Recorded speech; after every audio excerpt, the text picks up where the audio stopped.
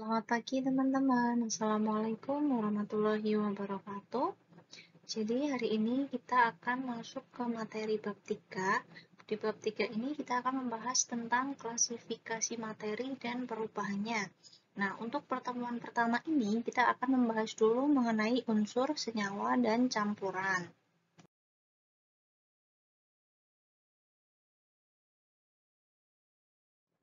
Oke, sekarang kita akan mempelajari tentang apa itu materi dan bagaimana materi itu dikelompokkan. Nah, materi itu adalah sesuatu yang mempunyai massa dan menempati ruang. Jadi, segala sesuatu yang punya massa dan menempati ruang itu disebut dengan materi. Materi dikelompokkan berdasarkan dua hal. Yang pertama berdasarkan wujudnya dan yang kedua berdasarkan komposisi dan sifatnya. Jika dikelompokkan berdasarkan wujudnya, materi dibagi menjadi zat padat, zat cair, dan zat gas. Sedangkan jika dikelompokkan berdasarkan komposisi dan sifatnya, materi dibagi menjadi zat tunggal dan campuran. Nah, zat tunggal nanti masih ada pembagiannya lagi. Jadi zat tunggal itu dibedakan menjadi unsur, molekul, dan ion. Masing-masing akan kita pelajari di bagian selanjutnya. Berdasarkan wujudnya, materi tadi dibedakan menjadi zat padat, zat cair, dan zat gas. Nah, sekarang kita akan mempelajari ciri-ciri dari zat padat, zat cair, dan zat gas. Apa aja perbedaannya? Coba kalian amati dulu gambar yang ada di bawah. Itu merupakan gambaran dari partikel zat padat, cair, dan gas ya. Gitu. Kalau padat itu rapat dan berdekatan, teratur gitu. Kalau ya cair, dia agak renggang. Terus kalau zat gas itu sangat berjauhan. Oke, nah sekarang kita pelajari perbedaan yang pertama. Perbedaan yang pertama bisa dilihat dari bentuk dan volumenya. Untuk zat padat itu mempunyai bentuk yang tetap, volumenya juga akan tetap dimanapun dia berada.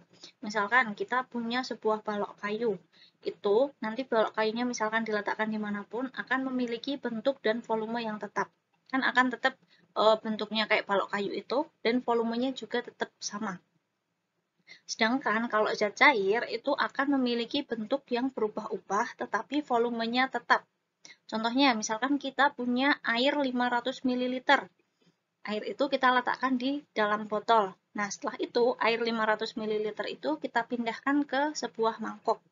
Nanti kan bentuk air itu akan berubah mengikuti si wadah mangkoknya kan. Tapi volumenya akan tetap 500 ml gitu. Jadi zat cair tadi mempunyai bentuk yang berubah tetapi volumenya tetap. Gitu ya.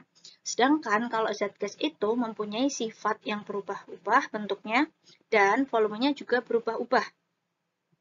Nah, contohnya misalkan kita punya sebuah gas itu kita letakkan di sebuah wadah botol gitu. Misalkan volumenya 200 ml. Terus misalkan kita pindahkan gas itu ke dalam wadah lain yang volumenya 500 ml.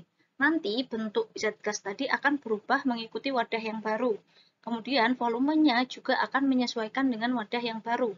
Karena zat gas itu memiliki sifat menyebar ke seluruh ruangan. Jadi dia akan volumenya menyesuaikan dengan wadah yang baru gitu. Jadi bentuknya berubah, volumenya juga berubah kalau zat gas. Itu ya. Sedangkan untuk perbedaan yang kedua itu bisa dilihat dari jarak partikelnya. Jadi tadi zat padat itu jarak partikelnya sangat berdekatan, bisa dilihat di gambar. Kemudian kalau zat cair itu jarak partikelnya berdekatan, tapi agak renggang kayak tadi, agak renggang-renggang, nggak serapat yang zat padat. Kemudian zat gas tadi jarak partikelnya sangat berjauhan atau sangat renggang. Perbedaan yang ketiga bisa dilihat dari pergerakannya. Untuk zat padat itu karena dia berdekatan, jadi geraknya itu akan terbatas atau tidak bisa bergerak bebas. Sedangkan zat cair dia bisa bergerak namun geraknya terbatas. Dan untuk zat gas, pergerakannya sangat bebas karena tadi jarak partikelnya sangat berjauhan. Begitu ya. Berdasarkan komposisi dan sifatnya, materi dibedakan menjadi dua kelompok, yaitu zat tunggal dan campuran. Zat tunggal masih dibagi lagi menjadi unsur, molekul, dan ion. Kemudian molekul dibedakan menjadi dua macam, yaitu molekul unsur dan molekul senyawa. Kalau molekul unsur itu adalah gabungan dari atom-atom yang sejenis, sedangkan molekul senyawa itu gabungan dari atom-atom yang berbeda jenis. Itu nanti akan kita pelajari ya di bagian selanjutnya. Kemudian ion itu dibagi menjadi dua kelompok, yaitu kation dan anion. Kation itu adalah atom yang bermuatan positif, sedangkan anion adalah atom yang bermuatan negatif. Sedangkan untuk campuran itu dibagi menjadi campuran homogen dan campuran heterogen. Kalau campuran homogen itu nanti contohnya ada larutan, misalkan larutan garam, larutan gula, kayak gitu. Sedangkan kalau campuran heterogen dikelompokkan menjadi dua kelompok, yaitu koloid dan suspensi.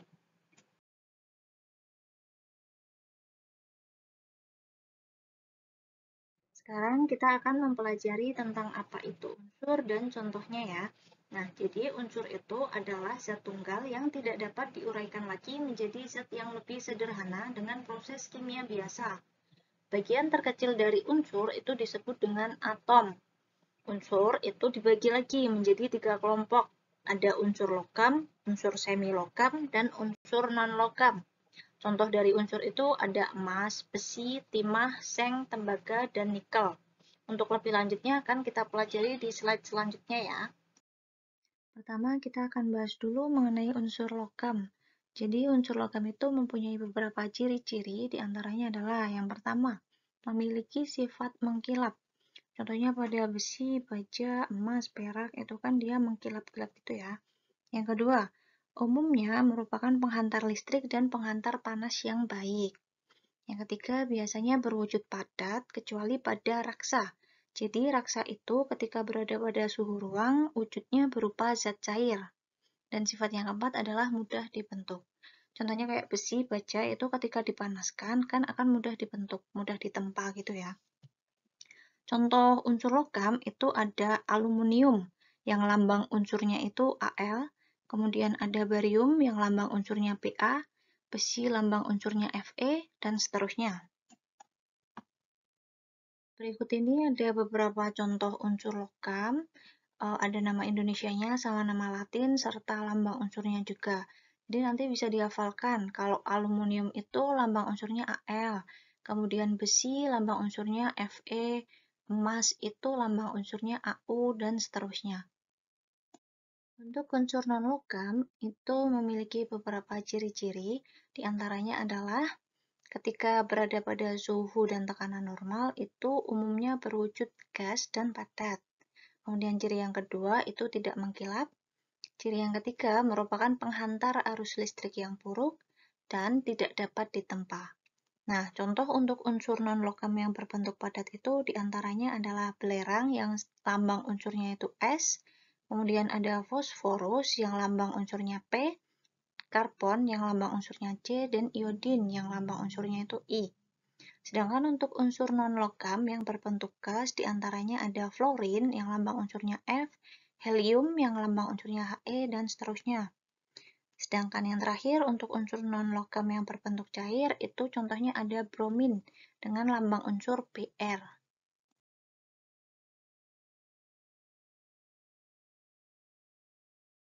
Yang terakhir adalah unsur semi-logam. Ciri-ciri dari unsur semi-logam adalah yang pertama, unsur ini bersifat semikonduktor. Jadi maksud dari semikonduktor itu adalah ketika dia berada pada suhu yang rendah, unsur ini tidak bisa mengantarkan listrik dengan baik. Nah, tapi ketika dia berada pada suhu yang tinggi, bisa menghantarkan listrik dengan baik. Gitu ya. Kemudian ciri selanjutnya adalah unsur semilogam berwujud padat, namun teksturnya lebih rapuh dibandingkan unsur logam, serta berwarna abu-abu mengkilap atau keperakan. Contohnya ada boron, yang lambang unsurnya P, ada germanium, ada arsen, antimon, thallium, dan polonium.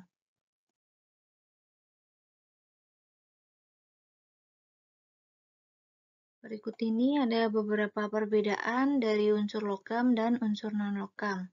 Perbedaan yang pertama adalah unsur logam itu berwujud padat pada suhu ruang, kecuali raksa. Raksa tadi kan ketika berada pada suhu ruang dia wujudnya cair.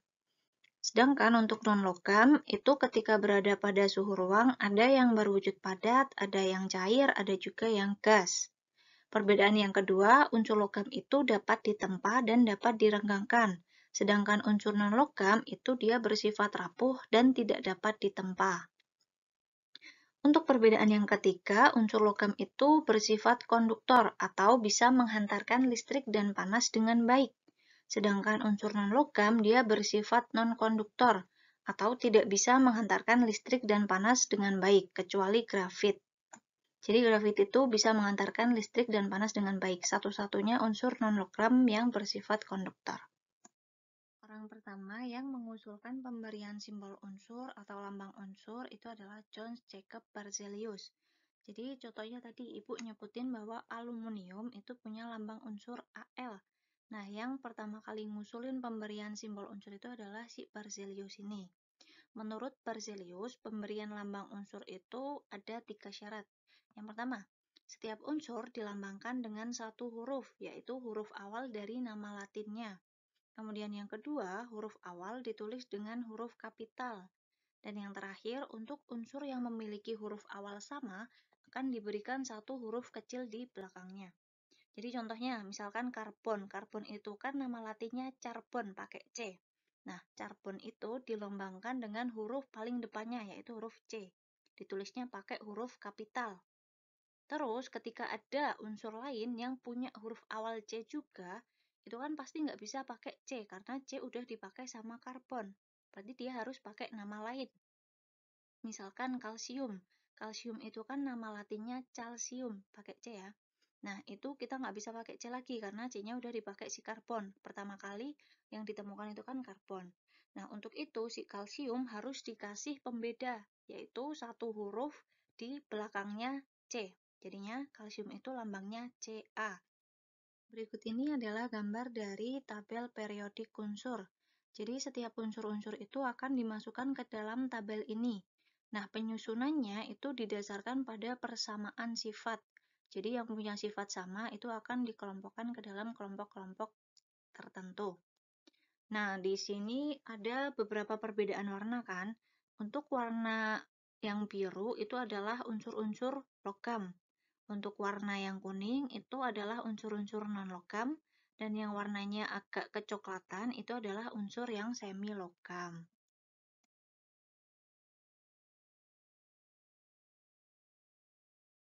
Selanjutnya kita akan membahas mengenai molekul. Molekul itu adalah gabungan dari dua atom atau lebih.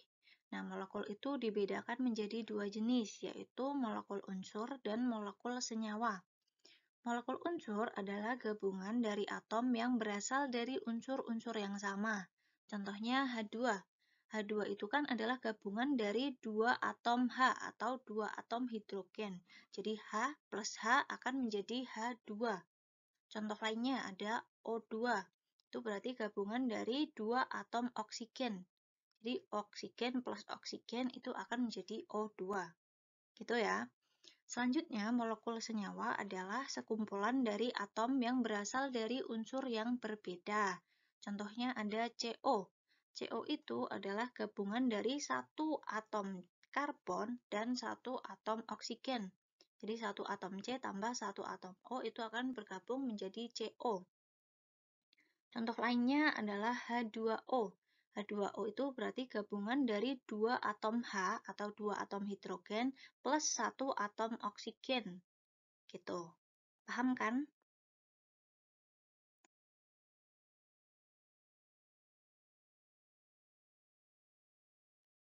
Dalam kehidupan sehari-hari, kalian pasti sudah sering melihat bahan-bahan yang ada di bawah ini.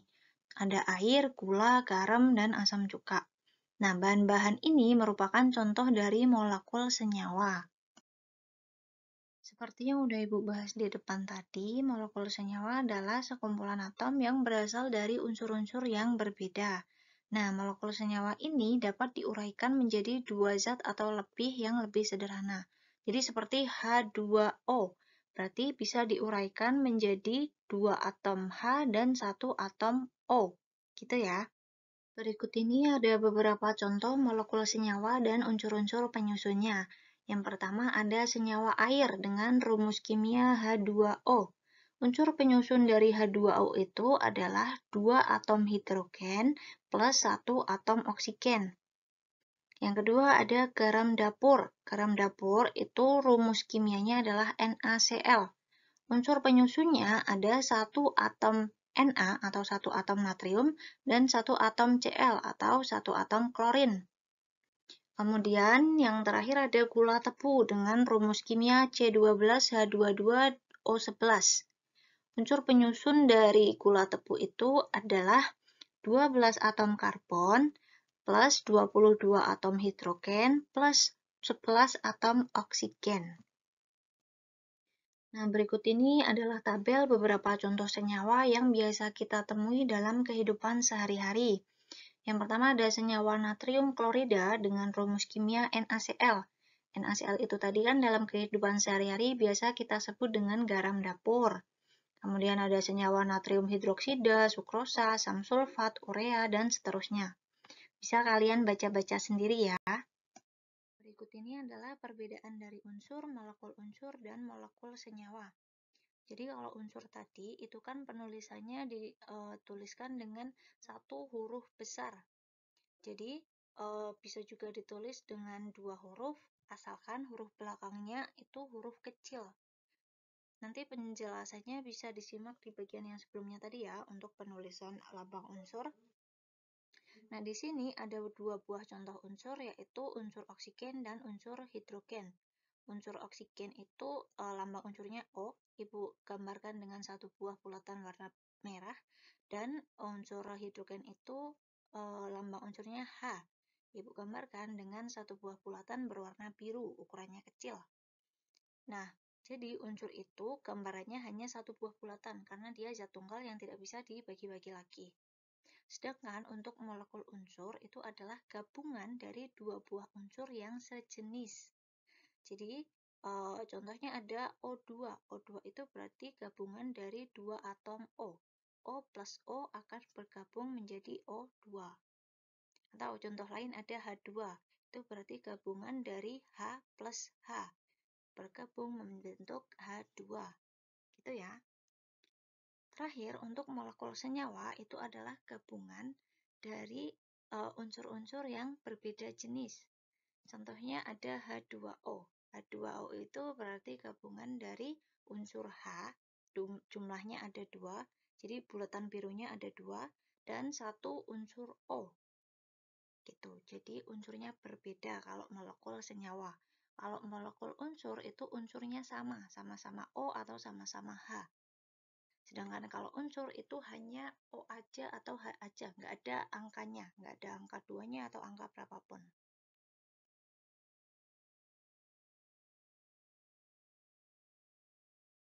Selanjutnya kita akan mempelajari tentang campuran. Campuran itu merupakan suatu materi yang terdiri atas 2 zat atau lebih, tetapi 2 zat yang bergabung itu masih membawa sifat asalnya masing-masing. Jadi sifat asalnya itu masih dipertahankan. Nah, berikut ini ada beberapa contoh campuran, di antaranya ada air plus minyak, kemudian ada teh, kopi, air garam, dan air gula. Campuran dibedakan menjadi 2 jenis, yaitu campuran homogen dan campuran heterogen. Campuran homogen adalah campuran antara 2 zat atau lebih yang partikel penyusunnya itu nggak bisa dibedakan lagi. Contohnya ada larutan. Ketika kita membuat larutan, contohnya misalkan larutan gula, itu kan berarti kita mencampurkan air dengan gula. Nah, setelah kita aduk, nanti tidak bisa dibedakan lagi mana partikel gulanya, karena udah bersatu dengan airnya. Jadi nggak bisa dibedakan partikel penyusunnya. Nah, itu termasuk ke dalam campuran homogen. Sedangkan untuk campuran heterogen, itu merupakan campuran antara 2 macam zat atau lebih, tetapi partikel penyusunnya itu masih bisa dibedakan. Campuran heterogen itu dibedakan menjadi 2 jenis, yaitu koloid dan suspensi. Jadi, koloid itu adalah campuran yang ketika kita lihat pakai mata telanjang itu bersifat homogen. Tetapi saat kita melihatnya menggunakan mikroskop, itu dia sebenarnya bersifat heterogen. Contohnya ada santan, kaput, susu, dan tinta. Sedangkan untuk suspensi itu adalah campuran yang benar-benar bisa kelihatan zat apa yang bercampur di dalamnya. Contohnya ada campuran pasir dengan air. Misalkan kita aduk. Setelah itu kan nanti tetap kelihatan mana pasirnya, mana airnya. Kemudian ada juga air dengan minyak, air dengan kopi, dan tanah. Berikut ini adalah perbedaan dari larutan, koloid, dan suspensi. Tadi kan larutan termasuk ke dalam campuran homogen, sedangkan yang koloid dan suspensi itu termasuk ke dalam campuran heterogen. Perbedaannya yang pertama itu larutan bersifat homogen, jadi dia udah nggak bisa dibedakan lagi zat-zat apa atau partikel-partikel apa yang bercampur di dalamnya. Sedangkan kalau koloid itu terlihat homogen, tetapi aslinya bersifat heterogen. Jadi kalau dilihat pakai mata itu terlihat sama persis atau homogen, nggak bisa dibedakan zat yang bercampur. Tapi kalau kita lihatnya pakai mikroskop, sebenarnya dia itu bersifat heterogen, gitu ya. Sedangkan untuk suspensi, dia bersifat heterogen, jadi bisa dibedakan zat apa yang bercampur di dalamnya. Untuk perbedaan-perbedaan lainnya dan juga contohnya bisa kalian baca-baca lagi, kalian cermati sendiri ya.